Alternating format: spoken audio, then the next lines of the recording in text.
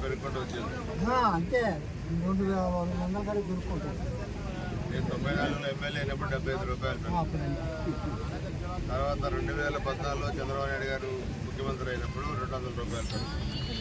ఆయన ముఖ్యమంత్రి అయిన తర్వాత 1000 రూపాయలు పెంచారు. 5 రెట్లు ఎక్కువ పెంచారు, 200. మళ్ళీ 2019 ఎన్నికల ముందు 2000 చేశారు. సరే జగన్మోహన్ రెడ్డి గారిని కొంచెం 3000 చేస్తామన్నారు. చేయలే.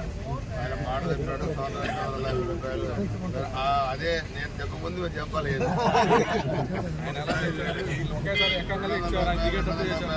ఆయన పెంచుకొని వచ్చాడు. మొన్న మేనిఫెస్టోలో మనం ఏం పెట్టామండి అంటే తెలుగుదేశం, జనసేన, భారతీయ జనతా పార్టీ గెలిస్తే అధికారంలోకి వస్తే 3000 రూపాయల పెన్షన్ 4000 చేస్తామని చెప్పాము. చేస్తూ అది ఎప్పటి నుంచి పెంచాము? మనం అధికారంలో రాకముందు నుంచే ఏప్రిల్ నుంచి పెంచుకుంటూ వచ్చాము. ఏప్రిల్ నుంచి పెరగడం అంటే ఏప్రిల్, మే 3,000 ఇది 4,000 7,000. ఒక వ్యక్తి 7,000 రూపాయలు పెన్షన్ తీసుకోవడం భారతదేశ చరిత్రలో ఏ రాష్ట్రంలో లేదు. ఇది ఫస్ట్ టైం.